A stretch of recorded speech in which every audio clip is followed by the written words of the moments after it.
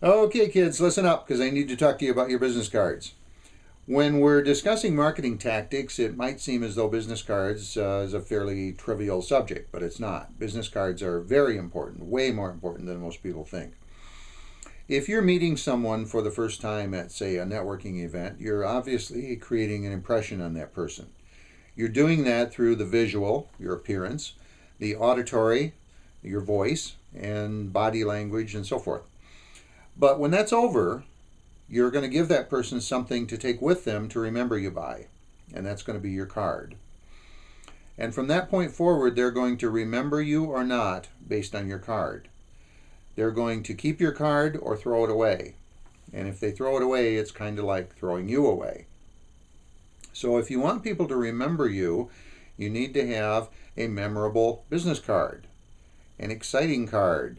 One of the most common characteristic of business cards is and always has been that they are incredibly, unspeakably boring. Now, if someone asks you the question, in terms of presenting your business persona or your personal persona to the public, would you rather be boring or not boring? And you're probably going to go, oh wow, I think I got to go with boring. No, you're not going to do that. You don't want to be boring. You want to be remembered. So you need to have a business card that can be remembered. So I'm going to give you some tips here on how to have a memorable business card. And the first and most important, way more important than anything else I'm going to say here, the most important thing is put your photo on your card. And it's amazing to me how many people are resistant to this idea, and I don't really understand that.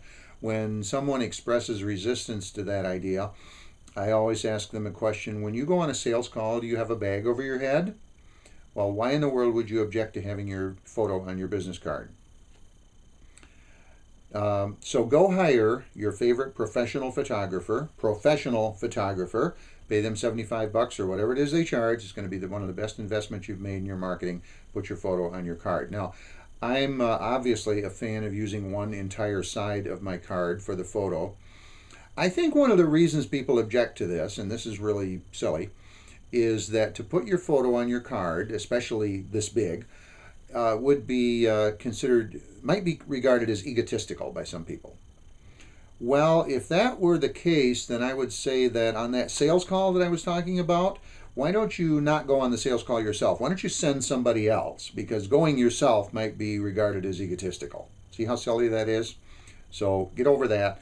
Put your photo on your card. Number two, use some color on your card. You might want to try this fun exercise sometime. Take a couple dozen or more of the most recent cards that you've collected at networking events and kind of throw them out on the floor and notice what you see. You're going to see a lot of white, and then you're going to see a lot of black ink on that white. Boring. Black ink on white paper is boring. Can't help but be boring. The ones you're going to notice in that array are the ones that have some color, and especially that have a photo. So use some color. Another thing about your cards is do not try to turn your business card into a brochure. Don't have one side of your card that has line after line after line of little tiny text trying to describe everything it is that you are and do and sell. There are other better, more appropriate places to do that than on your card. Next thing is notice that with this card, and this is also true with your card too, it has two sides. Use both of those sides. This is precious real estate. Don't waste 50% of it. What do you put on both sides? Well, here's an idea. Put your photo on one side, put your contact information on the other side. Some people have asked the question, if I have a two-sided card, how can I be sure that somebody's even going to turn it over and look at the other side? Well, check this out. If I hand this to somebody, they are absolutely going to turn it over and look at the other side because they don't see any contact information here. So they're going to turn it over and find the phone number on the other side. Another thing is, and this is kind of an interesting point, I think, if you are a very small business, especially if you're a solopreneur, you really need to be branding you rather than your business. Now, there are some exceptions to this, but David Meerman Scott, who is an author, wrote a book called The New Rules of Marketing and PR. And if you hang around with me, you'll hear me talking about him a lot because I'm a big fan of his. But one of his mantras is that nobody cares about your business. Nobody cares about your business name, nobody cares about your logo, but they do care about you. There's a saying that you may have heard that people don't do business with businesses, they do business with people. So you need to put the focus on you. Using your photo is one way to do that, but another way to do that is to have your name be prominent. The traditional way of laying out a business card is the company name, the business name, is up here in bold, and your name is itsy bitsy down at the bottom here. I'm going to suggest to you that you strongly consider reversing those. In fact, I don't even have my business name on my card at all, because nobody cares about my business name, and nobody cares about your business name, unless it is your brand. Separate discussion for another time. But they want to remember who you are. When they get on the phone to call you, they're not calling ABC Company, they're calling you. So put your name up at the top in bold, in lights, if you will. Another thing is, if you have a formal legal title, such as President and CEO, don't put that on your card, because nobody cares. Now, I understand that if you're President and CEO of your company, you're very proud of that, and that's wonderful, but nobody else cares. If you're going to put a title, and I have some descriptors on mine of what I do, but if you're going to put a title, put something like Chief Visionary, or even something like Certified Landscape Designer, or whatever, but don't put VP of Marketing or President and CEO or anything like that. Another thing is, the paper that your card is printed on is very important. The paper has a certain feel to it, a certain weight. You've seen droopy business cards, okay, where you hold it out like this and it goes like that. Doesn't leave a positive impression. Use the heaviest weight paper that you can possibly get for your cards. Another thing that's important is the finish. I happen to very strongly prefer a glossy finish. Some people will object to this because they'll say, well, somebody wants to write something on your card, they can't do it. Well, that's very true. They can't.